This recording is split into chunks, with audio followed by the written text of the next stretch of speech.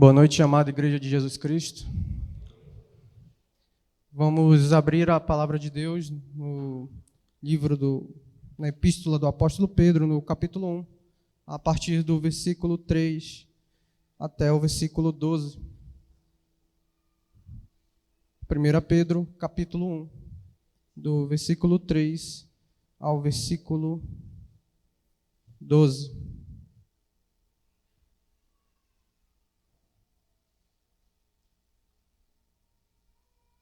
Acompanhe a leitura, por gentileza.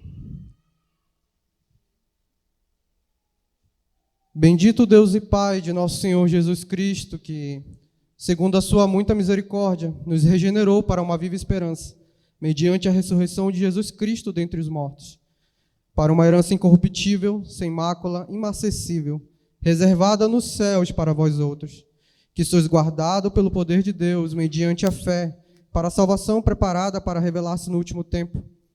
Nisso exultais, embora no presente por breve tempo, se necessário, sejais contristados por várias provações, para que, uma vez confirmado o valor da vossa fé, muito mais preciosa do que ouro perecível, mesmo apurado por fogo, redunde em louvor, glória e honra na revelação de Jesus Cristo, a quem, não havendo visto, amais, no qual, não vendo agora, mas crendo, exultais com alegria indizível e cheia de glória, obtendo o fim da vossa fé, a salvação da vossa alma. Foi a respeito desta salvação que os profetas indagaram e inquiriram, os quais profetizaram acerca da graça a vós outros destinada, investigando atentamente qual a ocasião ou quais as circunstâncias oportunas, indicadas pelo Espírito de Cristo que neles estava, ao dar de antemão testemunho sobre os sofrimentos referentes a Cristo, e sobre as glórias que os seguiriam. A eles foi revelado que, não para si mesmos, mas para vós outros, ministravam as coisas que agora vos foram anunciadas, por aqueles que, pelo Espírito Santo enviado do céu, vos pregaram o Evangelho, coisas essas que anjos anelam perscrutar. Até aqui a palavra do Senhor. Pedi para o diácono Rafael fazer uma oração.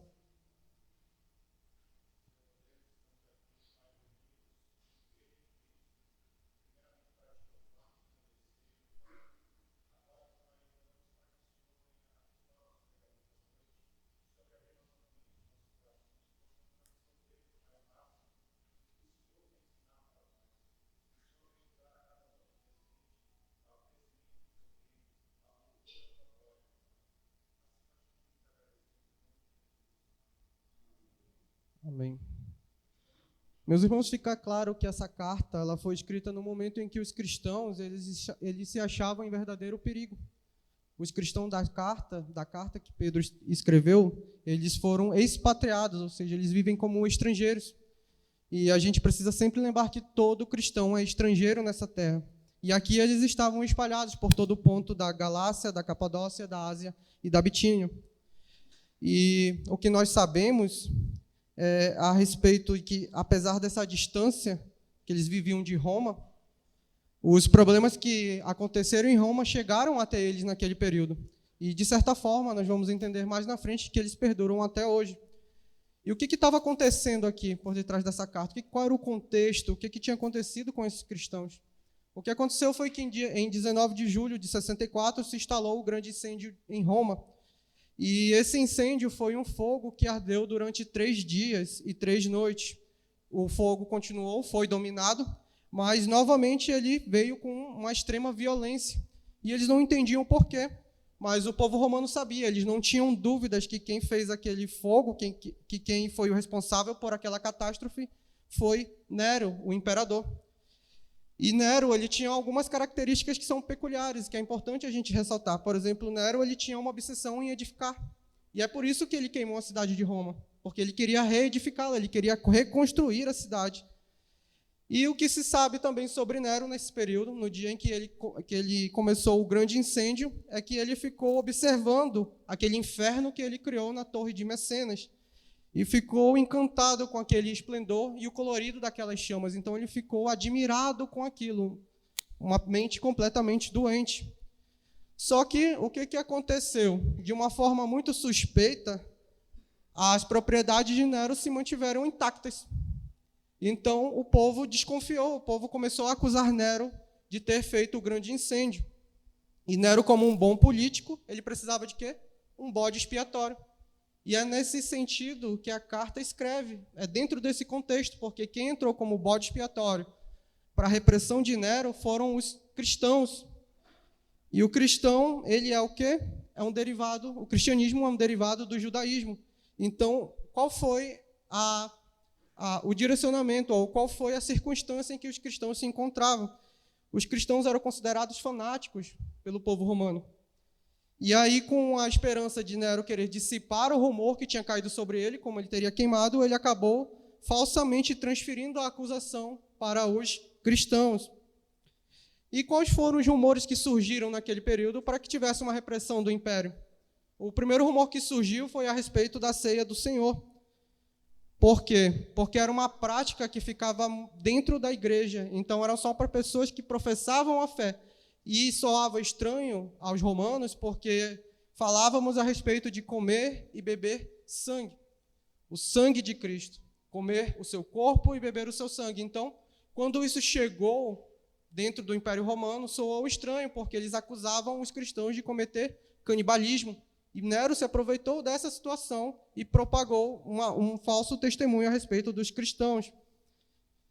Então, meus irmãos, nós celebramos a ceia do Senhor, nós sabemos o que significa o pão e o vinho, mas naquele período ficava muito implícito, porque era uma religião muito fechada, até por causa mesmo da repressão estatal. Outro ponto em que os cristãos foram reprimidos naquele período é porque eles eram considerados pelos romanos como antissociais e também como ateus. Por incrível que pareça, eles nos consideravam ateus. Por quê? Porque nós rejeitávamos o culto ao imperador e rejeitávamos os deuses pagãos, os deuses do Olimpo. Então, os cristãos eles se recusavam em oferecer sacrifícios à honra do imperador. Então, são dois pontos que nós vimos agora. E o terceiro ponto é que a mensagem do reino, a mensagem de propagação do reino, também não saía muito bem aos ouvidos dos romanos, porque ela era extremamente impopular dentro do Império Romano. Porque, meus irmãos, imaginem a gente, imaginem o Estado, imaginem o Império. Como que soaria dentro do Império Romano uma mensagem de um outro reino surgindo, de um novo rei surgindo, já que eles cultuavam a Nero, já que eles cultuavam o imperador? Então, como que soaria essa mensagem de um reino chegando? Soaria estranho para eles. E é por isso que Nero tentou reprimir a sociedade cristã daquele período. Então, Pedro aqui ele chama, no versículo 1, diz: Pedro, apóstolo de Jesus Cristo, aos eleitos que são forasteiros da dispersão no ponto da Galácia, Capadócia, Ásia e Bitínia. Então, Pedro aqui ele escreve aos eleitos, aquela igreja que foi dispersa. Mas nós sabemos, meus irmãos, que os eleitos no Antigo Testamento pertenciam somente a título de quem? De Israel. No Antigo Testamento, somente Israel era chamado de eleito. Mas hoje, meus irmãos, por causa do fracasso da nação israelita no cumprimento dos propósitos divinos, porque eles rejeitaram o Filho de Deus, hoje nós somos a nação eleita, nós somos raça eleita. Então, meus irmãos, nós hoje, na verdade, a carta de Pedro hoje é escrita para todos os cristãos que estão dispersos, para todos os cristãos que estão na diáspora, que estão espalhados por todo o mundo, em todas as nações. Então, a carta de Pedro não só se restringiu ali ao Império Romano, mas se espalhou e chegou até os dias de hoje, na nossa igreja, na nossa cultura, no nosso país. E aí o que nós acabamos vendo é que uma severa repressão da parte do Império Romano, iniciado por Nero. Ele fez um decreto imperial e assim que começa essa repressão, Pedro, ele se antecipa. E ele escreve essa carta para avisar aos irmãos que estavam longe de Roma que ia chegar uma grande tribulação. E essa carta é escrita para que eles pudessem perseverar na fé. Então, o que a gente já sabe, o que torna a mensagem impopular e o que perdura até hoje? O que torna a mensagem impopular é porque nós adoramos somente um Deus e pela mensagem do reino que chegou. Então é por isso que o Estado ele tenta reprimir a igreja cristã.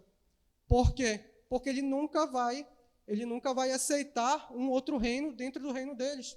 É por isso que eles tentam reprimir a igreja de Deus. É por isso que eles colocam regras, é por isso que eles tentam suprimir a vontade do Senhor, mas eles não conseguem.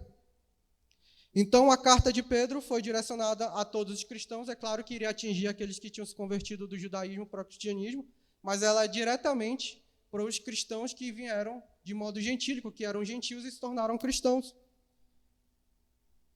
Mas, irmãos, a gente sabe que houve grande tribulação e a gente sabe que para os ímpios o cristianismo ele é nocivo. Para o Estado, o cristianismo ele é uma ameaça. E é por isso que ele busca tanto reprimir, porque são coisas que eles nunca vão entender, porque os valores deles não são os valores do reino de Deus. São coisas que eles nunca irão entender, é loucura para eles. Então nós passamos a entender que o reino de Deus ele não é um reino político. É o quê? São valores de reino, é a moral cristã. São valores do reino do Senhor, porque a implantação do reino de Deus veio por meio de Jesus Cristo. E o nosso Senhor Jesus, ele é dono por direito. Ele é dono de todos os reinos. Ele pode não ser reconhecido, mas ele é. Ele é dono de tudo. E um dia todo joelho vai se dobrar, toda língua vai confessar que ele é o nosso Senhor. Amém? Então, essas razões da propagação do evangelho, do cristianismo que estava ali se expandindo, Nero matou milhares de cristãos romanos. Então, Nero, naquele período, até o apóstolo João fala que ele era um protótipo do anticristo, ele era o próprio anticristo.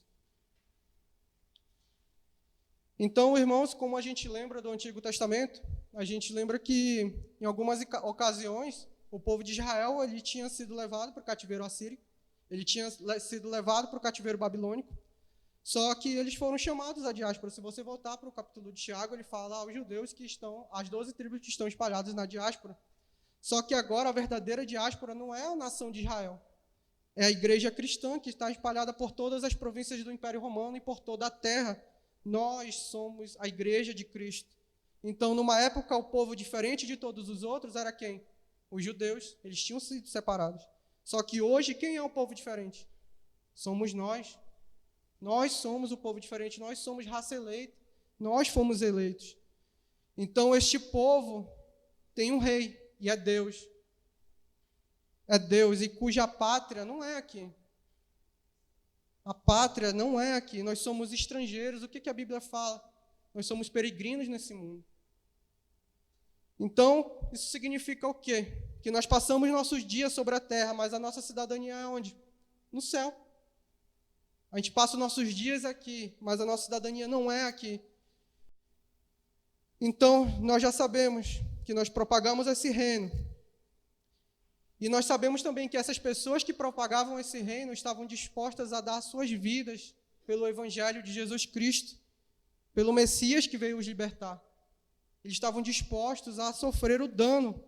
E quais são os danos que geraram a respeito da mensagem do Evangelho? Foi violência pública, foi a expropriação dos seus lares, muitos perderam seus lares, foi o martírio, muitos foram martirizados, viraram espetáculos, show de horrores, meus irmãos. Então, eles expunham os irmãos ao ridículo somente por diversão. Vocês devem lembrar do episódio que Nero ele acendia tochas de seres humanos vivos, eram cristãos, para iluminar o seu jardim. Olha o tamanho da perversidade desse homem. Então, a carta de Pedro, meus irmãos, serve para nos fortalecer homens e mulheres cristãos. É claro que, como a carta diz aqui, é natural a gente esperar sofrimentos. A gente não deve ficar surpresa com os sofrimentos. Pelo contrário, essa situação que os irmãos passaram dá a oportunidade de quê? De sofrer por uma causa justa, de sofrer e ser participante do sofrimento de Cristo. Nos dá a oportunidade de participar da mesa de Cristo, dos sofrimentos de Cristo, ser chamados dignamente de cristãos. Então, as cartas foram escritas para nos avisar do sofrimento que surgiria e que, de fato, se espalhou e se tornou uma realidade, e é para nos fazer suportar, mostrando qual deve ser a conduta adequada diante das hostilidades anticristãs. Então, o que nós podemos fazer aqui com a carta, meus irmãos? A gente pode aplicar a todo tipo de sofrimento. desde que não seja causado pelo pecado. E eu separei em 3 pontos. O primeiro ponto é a garantia da nossa esperança, do verso 3 ao verso 5. O segundo ponto é a aprovação traz crescimento, ou deve trazer crescimento, do verso 6 ao verso 9. E o terceiro ponto é a nossa fé e a esperança são fortalecidas pelo Evangelho, do verso 10 ao verso 12. E como primeiro ponto, a garantia da nossa esperança. Diz assim a palavra do Senhor. Bendito Deus e Pai do nosso Senhor Jesus Cristo, que segundo a sua muita misericórdia nos regenerou para uma viva esperança mediante a ressurreição de Jesus Cristo dentre os mortos. Então nós recebemos uma nova identidade, meus irmãos. Nós recebemos uma nova natureza. Nós nos convertemos e viramos o que? Literalmente cidadãos do céu.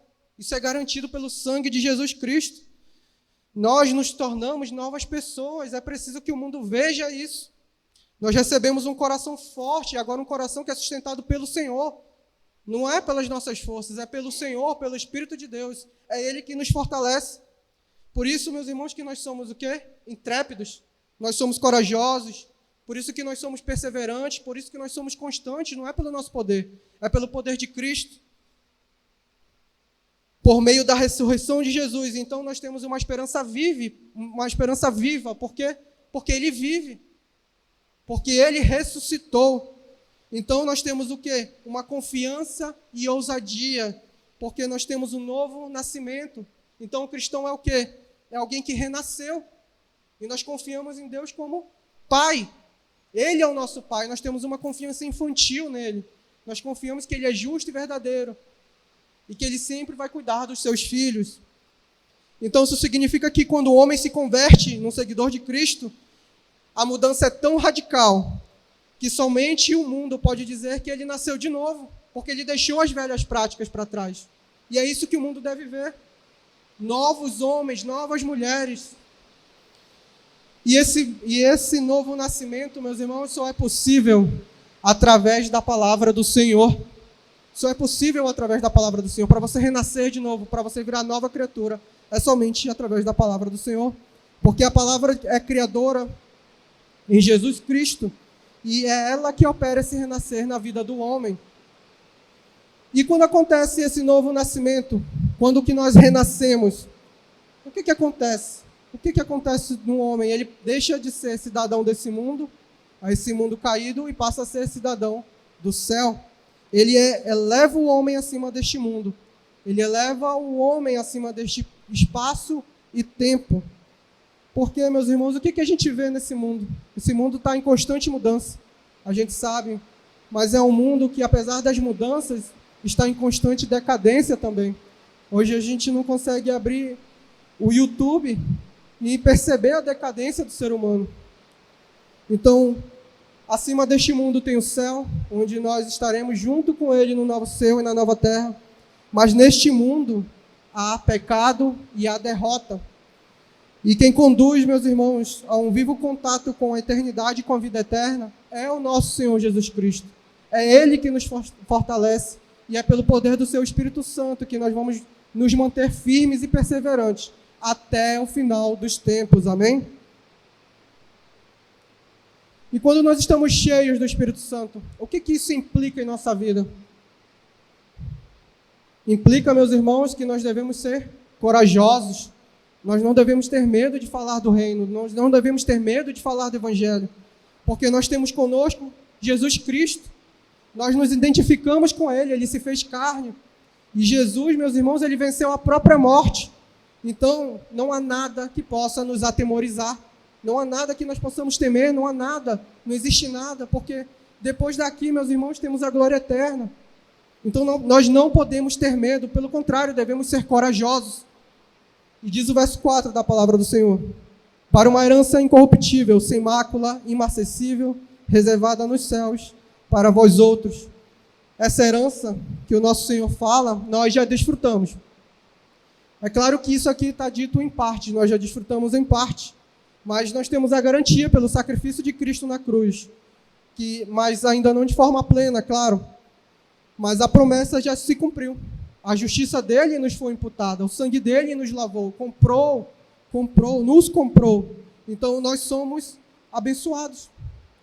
A nossa igreja evidencia isso. As nossas vidas devem evidenciar um reino. E qual é esse reino? Que nós já falamos sobre o reino. Um reino de justiça, de amor, de santidade. Os nossos lares devem refletir esse reino também. As nossas famílias. Mas vocês já ouviram falar sobre o já e o ainda não? Mas ainda não. Estamos vivendo tudo de forma plena, de forma completa, como viveremos no novo céu e na nova terra. Nós já temos um vislumbre, mas ainda não. Mas pela fé, nós cremos que nós estaremos lá e herdaremos este mundo, um mundo futuro incorruptível. Pela fé, meus irmãos, nós cremos nisso. A nossa esperança está depositada nisso, que isso aqui é passageiro. Então, essa esperança que guardamos, ou que aguardamos, nos faz ter uma expectativa da herança celestial. Nós esperamos que Cristo venha e inaugure um novo reino. E quando nós depositamos a nossa esperança, meus irmãos, da forma correta em Cristo Jesus, de alguma forma isso nos faz suportar as situações impostas a nós. De alguma forma, meus irmãos, nós passamos pela prova. De alguma forma, nós passamos pelo teste. E quando a gente fala de herança, isso tende a significar como algo no futuro. Mas, meus irmãos, isso não é algo no futuro, isso já foi comprado, já é estável, já é vivo, já está seguro pelo sangue de Jesus Cristo. Então, quando nós estivermos passando pelo teste, nós devemos passar com paz. Nós devemos ter alegria, nós devemos ter segurança, devemos ter serenidade. Porque, meus irmãos, nada pode nos assolar e nada pode nos destruir. Não tem nada que possa nos destruir, nada que possa tirar a nossa salvação. Nada. Então, meus irmãos, o cristão ele é levado a um mundo onde não há mudança. Nós esperamos a próxima pátria, a pátria celestial. Não há mudança, lá na pátria celestial não vai haver deterioração, não vai haver mudança, decadência, pecado, problema. E, meus irmãos, nós não vamos ser afligidos pelas circunstâncias variáveis da nossa vida. Então, a nossa comunhão com Deus não vai ser abalada. E não deve ser abalada. E aí eu queria perguntar dos irmãos, qual é a nossa herança? Porque aqui ele fala, para uma herança incorruptível. Qual seria a herança que nos é concedida? A resposta está no Salmo 16, versículo 5. Diz assim: o Senhor é a porção da minha herança. Então, a herança do cristão não é outra coisa, senão o próprio Deus. Nós vamos estar junto dele. Nós vamos estar perto dele, próximo a ele. Então, a nossa herança é o próprio Deus vivo. E o verso 5 diz que sois guardado pelo poder de Deus, mediante a fé, para a salvação preparada para revelar-se no último tempo. Nós somos guardados, meus irmãos, somos guardados pelo Espírito Santo, somos guardados pelo poder de Deus. E quando nós somos guardados, nós devemos mostrar qual é a nossa conduta. Então, o mundo ele tem que ter uma impressão favorável nossa, uma impressão favorável sobre a fé que nós professamos. Através de quê? Do nosso bom comportamento. Nós devemos ser bons cidadãos, nós devemos ser bons funcionários, nós devemos ser bons chefes. Nós não podemos ser desrespeitosos com as palavras. O amor mútuo deve reinar dentro da nossa comunidade. Só que, meus irmãos, como a gente sempre fala, a caráter pessoal, tudo só vai ser revelado nos últimos tempos. Tanto os feitos dos maus quanto os feitos dos bons. O que a gente sabe é que os justos serão salvos e libertos, mas os maus não. Então, a salvação final, a libertação última, só será revelada no último tempo, não cabe a nós. A gente não tem como saber, Deus não revelou, nosso Senhor não revelou. E o cristão deve estar muito consciente de que ele já está vivendo nesses últimos dias, porque já é o último tempo, o fim está próximo. O autor de Hebreus ele fala da plenitude da revelação que em Cristo alcançou os homens nesses últimos dias, Hebreus 1:2. Então Cristo ele já veio na plenitude dos tempos, ele já inaugurou o fim dos tempos. O fim realmente está próximo, meus irmãos, e a gente vê os sinais estão claros, os sinais estão óbvios. E a gente fazendo uma correlação, por que Deus vem, por que Jesus vai voltar, sobre a palavra da salvação, a Bíblia nos ensina que a salvação, meus irmãos, é a libertação de um perigo. Se você abrir em Mateus 8:25, vocês vão ver que é a libertação de um perigo. A salvação também descreve, meus irmãos, a libertação de uma enfermidade. Mateus 9:21. A salvação, meus irmãos, descreve a libertação da condenação de Deus. Mateus 24:13. A salvação descreve a libertação da enfermidade e do poder do pecado. Mateus 1:21. Então nós vamos ser libertos de tudo isso, de toda enfermidade, de todo pecado, quando estivermos no novo céu e na nova terra. E eu gostaria de entrar no segundo ponto. A provação traz crescimento. E aí você deve estar se perguntando, por que eu sofro tanto? Por que eu sou levado a tantas provas e que parece até meio contraditório, né? Como é que eu vou crescer em meio à provação? E o que é mais peculiar é porque nenhum ser humano ele gosta de sentir desconforto. É ou não é verdade? A gente não gosta de se sentir desconfortável. Pelo contrário, a gente faz até o possível para evitar. A gente evita confrontos, a gente evita qualquer tipo de desconforto. Só que aqui, meus irmãos, a gente acaba percebendo que as provas, elas nos ajudam a crescer. Elas nos ajudam a crescer. Diz assim a palavra do Senhor, verso 6. Nisso, exultais, embora no presente, por breve tempo, se necessário, sejais contristados por várias provações. Isso significa que a gente pode suportar qualquer prova, por causa daquilo em que nossa fé está estabelecida, porque nós depositamos a nossa esperança em Cristo Jesus, porque Ele venceu a morte, e nós também vamos vencer junto com Ele. Então, meus irmãos, no final, a alegria para a gente. Nós temos alegria, nós vamos ter vida com Deus, uma vida muito próxima, uma vida no seu reino. No final, meus irmãos, para a gente, a resgate, a salvação, a libertação. Para a gente ter esperança. E quando o pior chega, meus irmãos, quando a crise chega, quando a gente sabe que a gente está naquele limite, a gente sabe que o poder salvador de Cristo se desdobra. E é aí que Ele nos fortalece, porque a gente supera aquilo. E é aí que a gente se torna mais forte. Mas a gente precisa entender que a prova traz crescimento, traz amadurecimento. Diz o verso 7, para que uma vez confirmado o valor da vossa fé, muito mais preciosa do que o ouro perecível, mesmo apurado por fogo, redunde em louvor, glória e honra na revelação de Jesus Cristo. O intuito da carta é fortalecer o comprometimento de vocês com Deus. O nosso comprometimento com Deus não é para nos afastar de Deus, é para que a gente seja mais perseverante, mais constante na palavra do Senhor. Porque, irmãos, a gente acabou de ver, teve uma repressão estatal, teve uma repressão do império. Pedro escreve a carta para que aqueles irmãos sejam fortalecidos.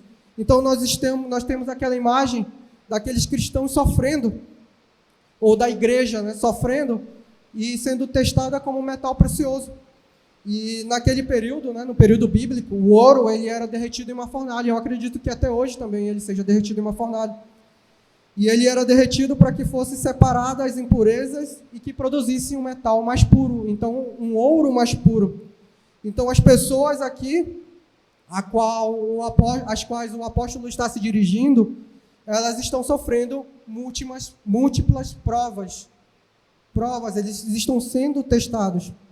E aí a gente acaba entendendo que nós podemos suportar qualquer coisa, irmãos, se nós lembrarmos que todo contratempo, em realidade, é uma prova. Todos os problemas, meus irmãos, é uma prova. Nós estamos sendo provados. E os contratempos que sobrevêm ao homem são para provar a sua fé. E, meus irmãos, isso aqui não é para a gente esmorecer, mas, pelo contrário, é para que a gente possa emergir mais forte. É para que a gente ressurja mais forte, a nossa fé seja mais limpa e seja mais firme do que antes, para que nós sejamos mais constantes, mais perseverantes na palavra do Senhor. É para isso que servem as provas. Então, nesse mundo, os contratempos, as aflições, não têm como objetivo nos deixar fracos. Pelo contrário, elas precisam nos dar mais força. Nós precisamos sair mais fortes. Diz o verso 8, a quem, não havendo visto, no qual não vendo agora, mas crendo, exultais com alegria indizível e cheia de glória, obtendo o fim da vossa fé, a salvação da vossa alma. Então as provações poderiam ser de uma alegria grande, porque quem lia a carta de Pedro entendia que o objetivo dela era ensinar a perseverança, mas não uma perseverança qualquer, mas uma perseverança que custasse até o fim, e até o fim da sua própria vida. E que ela nos incentivava a insistir na caminhada cristã, por quê? Porque viria a libertação final. Eles estavam esperando o retorno do Messias, assim como nós esperamos. E a nossa esperança está nisso. E acabamos percebendo, meus irmãos, que não existe ninguém fora dessa regra. Todo cristão passa por teste. Todo cristão passa por teste. A diferença é como nós enxergamos esses testes e como nós enxergamos essas provas. E mesmo não tendo visto nosso Senhor Jesus, é garantido pela fé. Porque lembram o que nosso Senhor Jesus falou a Tomé? Está registrado em João 20, 29. Bem-aventurados os que não viram e creram. Então, meus irmãos, nós devemos ser mais do que felizes, porque nós não vimos, mas nós cremos. Nós cremos pela fé, meus irmãos. Pedro, claro, aqui ele teve o grande privilégio de ter conhecido a Jesus. Ele andou com Jesus. Mas nós, como leitores da carta, não tivemos esse privilégio.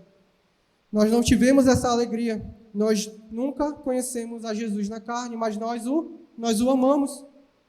Nós o amamos, nós nunca vimos com os nossos olhos terrenos, mas nós o enxergamos pela fé, pelos olhos espirituais. E é essa fé que nos move. Nós contemplamos o nosso Deus pela fé. Nós contemplamos o nosso Deus pelos olhos da fé. Então Jesus viveu e Jesus morreu e ressuscitou e vive para sempre. Então, o que isso significa, irmãos? Que ele não é só uma lembrança. A gente não está lendo uma lembrança do apóstolo Pedro, mas pelo contrário, ele está vivo, ele nos sustenta.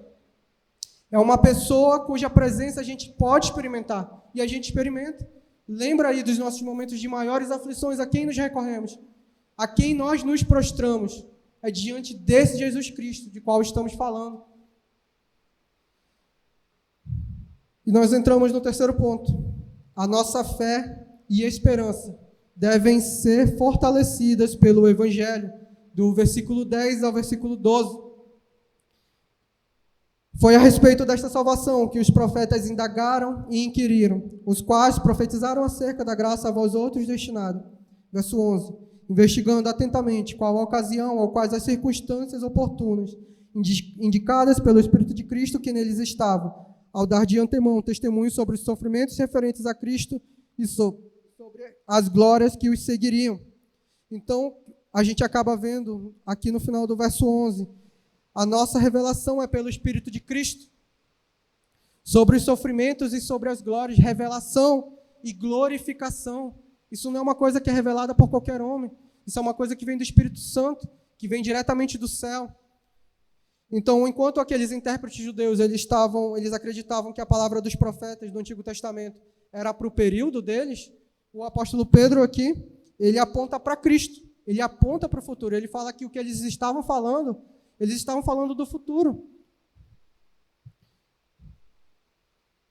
E é claro, meus irmãos, que os profetas sabiam ao que estavam se referindo, que Cristo teria que sofrer, que Cristo seria exaltado, e eles não teriam como saber detalhes, claro, porque até que se cumprissem, eles não saberiam. Então, eles não teriam como saber, de fato, qual seria até a aparência de Jesus Cristo. Mas a esperança deles é que só faria sentido quando se cumprisse e que Deus iria iluminá-los. E o povo que leria a carta, ou que leria a palavra do Senhor no futuro, iria entender, iria interpretar e iria crer através do Espírito de Cristo. Então, meus irmãos, a passagem nos diz que o Espírito Santo e o Espírito de Cristo, ele sempre esteve ativo no mundo, tanto no Antigo Testamento quanto no Novo Testamento. Então, essa revelação não é de agora, não foi uma revelação que desceu nesse momento, é uma revelação progressiva. Os profetas falaram, mas se cumpriu na plenitude dos tempos, o qual os apóstolos estão relatando, estão falando. E o que a gente sabe que foi relatado pelos profetas do Antigo Testamento foi sobre o sofrimento e a glória de Cristo. Passagens como o Salmo 22, uma passagem de Isaías 52, que os irmãos já conhecem também, Isaías 53, 12, a gente encontra a consumação e o cumprimento dos sofrimentos de Cristo. Outras passagens como o Salmo 2, 110, falam da glória e do triunfo de Cristo. Então, os profetas previram, só que eles previram que chegaria um tempo. Eles não conseguiam ser categóricos, porque fica a critério de Deus a revelação. Então, eles só sabiam que os seus sonhos e as suas visões seriam cumpridos. E, claro, que os profetas tinham em si, que era um completo privilégio receber a visão que ainda o cumprimento e a consumação iriam acontecer. E diz o verso 12, a eles foi revelado que não para si mesmos, mas para vós outros, ministravam as coisas que agora vos foram anunciadas por aqueles que, pelo Espírito Santo, enviado do céu, vos pregaram o Evangelho, coisas essas que anjos anelam perscrutar. Então, não é uma revelação para si mesmo. A revelação que Deus dá não é para conhecimento próprio, mas é para entregar o Evangelho, uma mensagem direta do céu. As boas novas, é disso que nós falamos.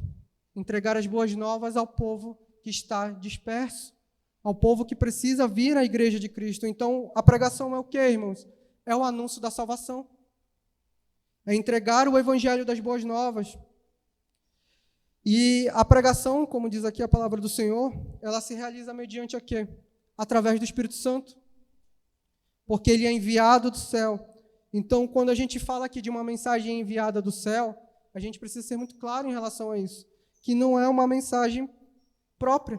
Não é uma mensagem própria do pregador. Pelo contrário, ela lhe é concedida. É Deus que entrega a mensagem para o pregador. Ele precisa entregar não só as próprias opiniões, ele precisa entregar não só o seu próprio ponto de vista ou seus preconceitos, mas ele apresenta a verdade que lhe foi dada pelo Espírito Santo. Então isso deve estar claro na nossa mente. Nós que vamos levar a palavra do Senhor, precisamos entregar uma palavra vinda direta do céu, pelo poder do Espírito Santo, ser conduzido pelo Espírito Santo. E nós precisamos esperar até que a voz e a direção do Espírito Santo venha sobre nós. Então, o que nós acabamos observando também no verso 12 é que a mensagem do pregador tem que ter coisas das quais os anjos desejaram ter, ainda que fosse tão somente um vislumbre. O que os anjos queriam ter? O que a gente pode entender a respeito disso?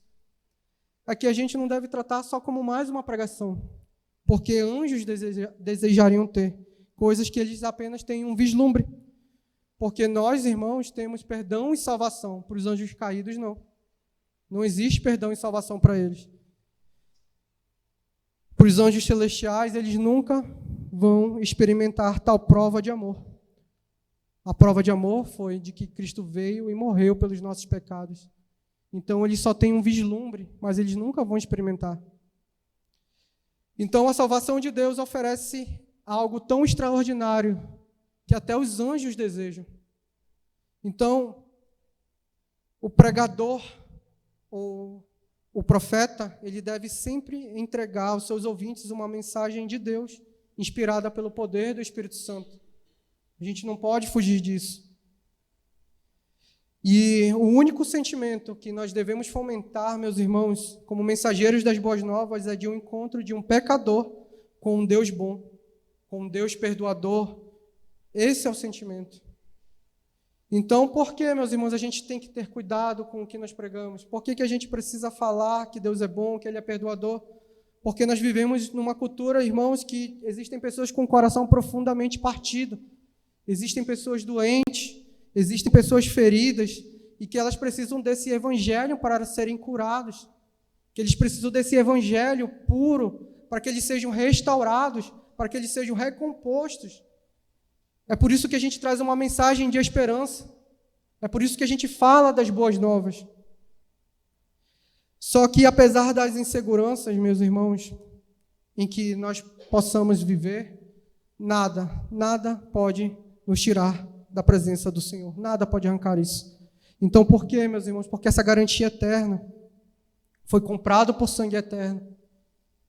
E a gente falando de santificação, sobre bom comportamento, a gente acaba entendendo que o Espírito Santo age em nossas vidas, meus irmãos, de uma maneira que ela retira pecadores do pecado. E essa é a mensagem das boas novas, essa mensagem que nós levamos, que nós precisamos visar, porque nós precisamos levar o Evangelho para essas pessoas que precisam ser retiradas do pecado. E essa é a surpresa dos incrédulos, porque nós nos importamos com aqueles que estão perdidos. Essa é a surpresa dos incrédulos. E é por isso que nós sofremos também. Se você abrir em 1 Pedro, capítulo 4, versículo 3...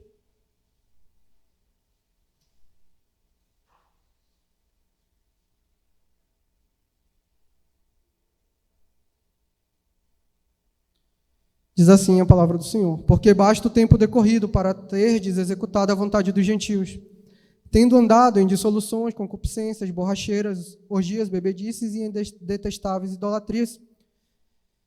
E é por isso que nós sofremos, porque eles estranham, porque eles nos estranham, porque a gente não deseja aquilo que é errado. Por isso que eles nos difamam, diz o próximo versículo. Por isso, difamando-vos, estranham que não concorrais com eles ao mesmo excesso de devassidão. Porque, meus irmãos, nós deixamos de agir como eles. Porque não desejamos aquilo que é errado. Eles nos difamam, eles nos chamam de quadrado, de dinossauros. Porque não concorremos com eles em quê? Em estado de devassidão. Então, quando nós deixamos de fazer aquilo que é errado, nós os ofendemos. Nós agimos de forma diferente, e como a gente lembra lá do contexto em que a carta foi escrita, aconteceu. Eles foram difamados. Nero usou a Santa Ceia para difamá-los. Eles eram chamados de canibais. Então, por essa razão, a gente se alegra de que o que sofremos, nós sofremos por amor a Cristo. O que nós sofremos, meus irmãos, é por amor, pela nossa esperança, pelo que a nossa esperança está depositada. Por causa do testemunho cristão e não por causa de má conduta, porque nós defendemos o Evangelho, nós defendemos as boas novas. E isso não deve ser para que a gente fique triste. Isso deve nos motivar, nos fazendo resistir com coragem. Nós precisamos ser corajosos. Os sofrimentos dessa vida, meus irmãos, não são nada, porque tem algo muito melhor no porvir. E, novamente, meus irmãos, é por isso que o mundo nos estranha. Porque é por isso que nós somos considerados estrangeiros. Porque a nossa pátria não é aqui. De novo, nós temos valores, nós temos padrões diferentes dos que o mundo promove. E é por isso que nós sofremos. Para a gente concluir. O que nós sabemos agora, meus irmãos, é que o renascer cristão é um renascer ao amor. Nós pregamos as boas novas por amor a Deus, por amor àqueles que estão perdidos, porque nós queremos restaurá-los, que os corações deles sejam restaurados através da palavra do Senhor. Deus tira todo o egoísmo, Deus tira toda a amargura, todo o egocentrismo do nosso coração e coloca um coração novo, um coração voltado para a pregação do Evangelho. E quando há um coração novo, meus irmãos, há um coração compassivo, e um coração sacrificial, disposto a dar a sua própria vida pelo Evangelho. Amém? Então, nós entendemos que quando a prova vem e o teste vem, isso deve nos fazer crescer. Isso muda a nossa perspectiva, isso vira chave. Porque a gente acaba vendo a vida de uma outra forma. Porque muitas vezes a gente acaba vendo a vida como uma derrota. Só que em Cristo Jesus começa a ser uma vitória, as provações são vitórias, porque nós saímos mais fortes. Vitória sobre si mesmo, vitória sobre o pecado, vitória sobre Satanás e vitória sobre todas as circunstâncias que nos rodeiam. É sobre essa vitória que nós temos falado. Porque a vida de Deus, meus irmãos, está na gente, está conosco. Nós estamos cheios do seu Espírito. Então, meus irmãos, o segredo e o poder da vida vitoriosa é estar cheio do Espírito de Cristo, porque Ele venceu a morte e nós nada iremos temer. Então, o novo nascimento, meus irmãos, é ser purificado de si mesmo, deixar o velho homem para trás e nascer de novo. E agora, o que isso não quer dizer? Que a gente nunca vai pecar. Não é isso que a palavra de Deus está dizendo. A gente vai tropeçar. Mas toda vez que a gente cair, meus irmãos, nos vai ser dado força, nos vai ser dado poder para que a gente possa se levantar novamente. A gente tropeça e a gente cai, mas a gente sempre se levanta e a gente sempre supera em Cristo Jesus. Amém?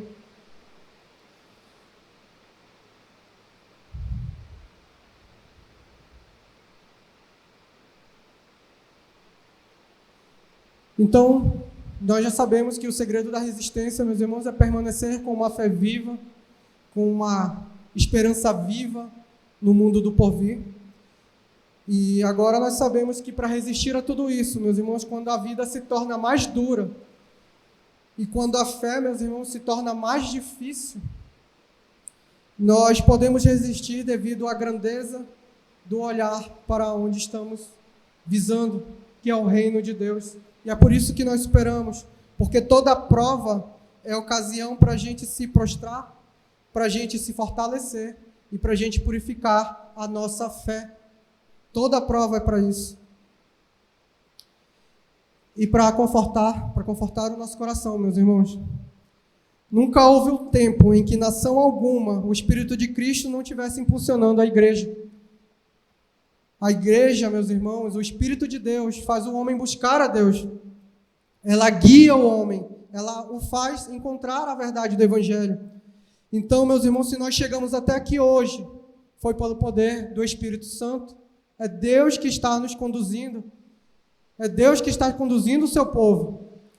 E que Deus, meus irmãos, possa estar nos sustentando, nos guiando, fazendo a nossa fé ser cada vez mais forte, que nós possamos perseverar em Cristo Jesus, tendo em vista o novo céu e a nova terra, onde nós estaremos livres de todo mal, de todo pecado. Amém?